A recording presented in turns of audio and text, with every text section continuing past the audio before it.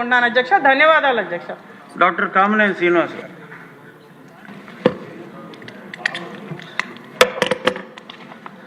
నమస్కారం అధ్యక్ష.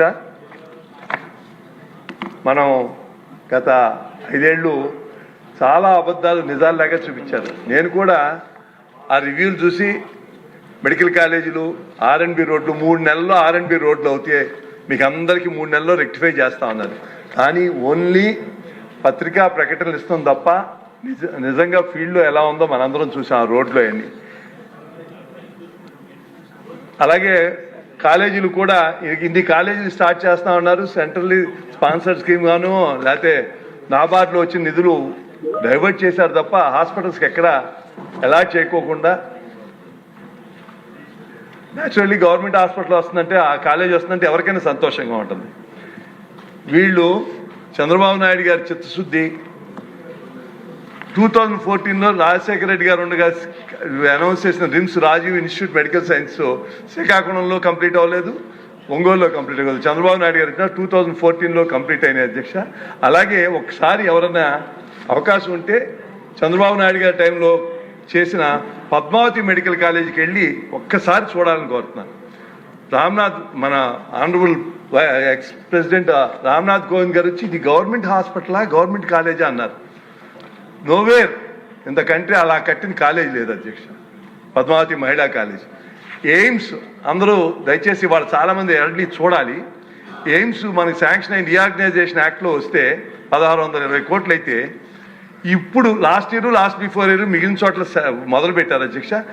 2017-18 చంద్రబాబు నాయుడు గారు నిజంగా ఇవాళ ఎయిమ్స్ వెళ్ళి చూసి ఎవరన్నా ఒకసారి చూసిన తర్వాత జగన్మోహన్ రెడ్డి గారు ఒకసారి ఆ ఎయిమ్స్లో మొక్కలు నాటే ప్రోగ్రాము 3 గంటల ప్రోగ్రాం వెళ్ళి ఆ డెవలప్మెంట్ అంతా చూసి అక్కడ ఉండలేక అరగంటలో బయటకు వెనక్కి వచ్చేసారు అధ్యక్ష. ఒక్కసారి నిజంగా మీరు ఒకసారి ఆ రికార్డ్స్ ఉండి వెళ్ళి చూసి ఏదో ఏముండదు నేను ఏదో చేద్దాం అనుకున్నాడు. జరిగింది ఒకసారి ఎయిమ్స్ కాదంటే చంద్రబాబు నాయుడు గారు ఏం చేశారు, జగన్మోహన్ రెడ్డి గారు ఏం చేయలేదో కూడా ఒక్క నిమిషంలో చెప్తారు.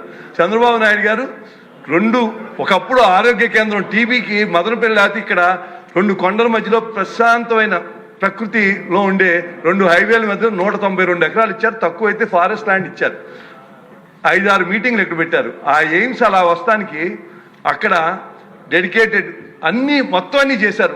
పవర్ లైన్స్ వెళ్తాను చేశారు, కాంపౌండ్ వాళ్ళు కట్టించారు, హైవే నుంచి డెడికేటెడ్ పాత్వే ఇచ్చారు, అన్నీ ఇచ్చి ఒక్కటి శాంక్షన్ చేశారు అధ్యక్ష. అది అవలా dedicated water supply from Krishna river.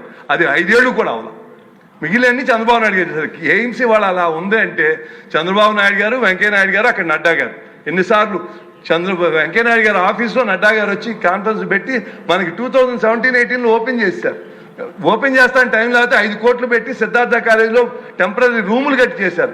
దయచేసి మనం ఒక జగన్మోహన్ రెడ్డి గారిని ఇప్పుడు ప్రభుత్వంతో కంపేర్ చేస్తామంటే వాడగొండ బదులు ఒక బూత్, అది booth exact word.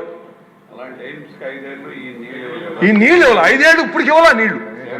Jaganmohan Reddy 5 ఏళ్ళు డెడికేటెడ్ వాటర్ సప్లై మనం వచ్చినాక ఇచ్చాం, మంగళకి అక్కడి నుంచి ఇవ్వాలి.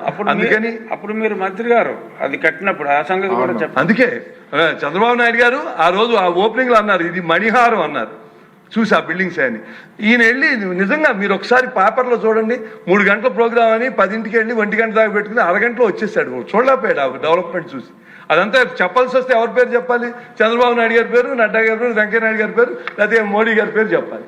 చెప్పలేకపోయాడు. అందుకని ఇవాళ వాళ్ళు చేసిన అంటే ఒక అస్తవ్యస్తం అన్ని సర్వనాశనం చేస్తానికి ఏం చేయాలో సరిదిద్దానికి ఇంత చిత్తశుద్ధితో ఏ రకంగా ఒక ఇంప్లిమెంట్ చేసి అనుకున్నట్టు అన్నీ అంత డబ్బు చేయగలిగితే గొప్పగానే ఉంటుంది. కానీ చేయలేనప్పుడు నెక్స్ట్ బెస్ట్కి వెళ్ళాలి. నెక్స్ట్ బెస్ట్ ఆఫర్కి వెళ్తే దీని గురించి అల్లరల్లరి చేసి ఎక్కడో తన సొంత నియోజకవర్గంలో 40% నిధులు ఖర్చు పెట్టేసి వచ్చినట్లో ఈ 16 కాలేజీలు మేము ఇచ్చేస్తున్నారని అల్లరి చేస్తాం కరెక్ట్ కాదు.